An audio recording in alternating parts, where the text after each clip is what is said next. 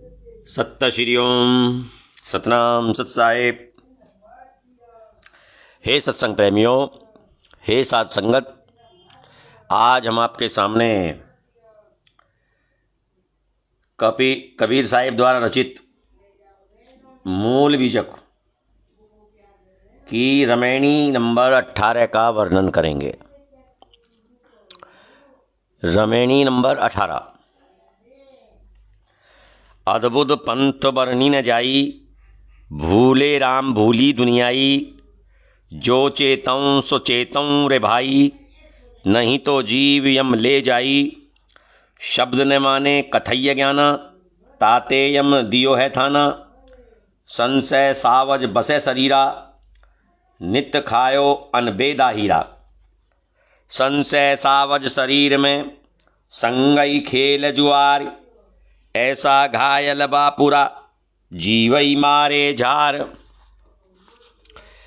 तो इस रमैनी में कबीर साहिब ने विभिन्न प्रकार के जो संसार में मतान चल रहे हैं, संप्रदाय, उनके बारे में कहा है कि ये सब संशय में आपको ले जा रहे हैं। जो असली राम है उसको भूल रहे हैं और साथ में दुनियादारी को भूल रहे हैं।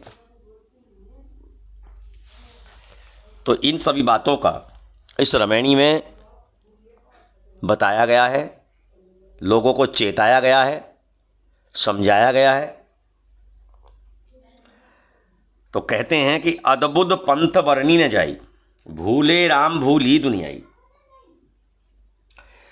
कबीरदास जी कहते हैं कि संसार में अनेक विचित्र संप्रदाय फैले हुए हैं, नाना प्रकार के संप्रदाय, अनेकों संप्रदाय फैले हुए हैं, जिनका वर्णन करना बहुत ही कठिन कार्य है।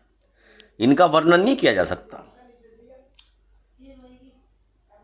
जो कि असली राम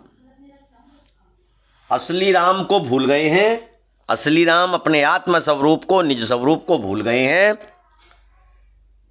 और साथ में दुनियादारी का जो व्यवहार है, जो प्रेम मोहब्बत का व्यवहार है, उसको भी भूल गए हैं, सद्व्यवहार को भूल गए हैं। पंथ तो बहुत हैं, लेकिन उन पंथों में कोई सद्व्यवहार नजर नहीं आता, सत्य को भूल गए हैं। जो चेतहूं सो चेतहूं रे भाई, नहीं तो जीव यम ले जाई। कह रहे हैं कि भैया जिसको चेतना है वो चेत जाओ, जिसे चेतना है वो चेत जाओ, चैतन्य हो जाओ। अन्यथा वासना रूपी यमराज संसार में पटक पटक कर मार डालेगा, नहीं तो जीव यम ले जाए। यहां पर यम का मतलब है वासना रूपी यमराज जीव को संसार में पटक पटक कर मार डालेगा। शब्द न माने कथय्य ज्ञाना, ताते यम दियो है थाना। अब ये पंथ कैसे हैं? जो विभिन्न प्रकार के पंथ चले हुए हैं, तो कैसे हैं, इनके बारे में क्या कहा है? शब्द न माने कथय्य ज्ञाना, जो वास्तविक ज्ञान है उसकी तो बात नहीं करते। परंपरागत शास्त्रों एवं सुनी सुनाई बातों का प्रचार करते हैं। जो परंपरा से चला रहा है, मेरे पिता ने ये किया, मेरे दादा ने किया, मेरे परदादा ने ये किया, मैं भी ऐसा ही करूंगा। लेकिन आज तक 4 पीढ़ी बीत गई, इस बात पे विचार नहीं किया कि हमें ये कार्य करना चाहिए या नहीं, इससे कोई लाभ है या नहीं। ये बिल्कुल भी विवेक से सोचने समझने की कोशिश नहीं की। जो परंपरा से चला आ रहा है उसी का प्रचार करते हैं। शब्द न माने कथई ज्ञाना, वास्तविक ज्ञान को मानते नहीं है, लेकिन ज्ञान खूब प्रचारित करते हैं, कथते हैं ज्ञान को, अर्थात लकीर के फकीर ही बने रहते हैं। तातेयम दियो है ठाना,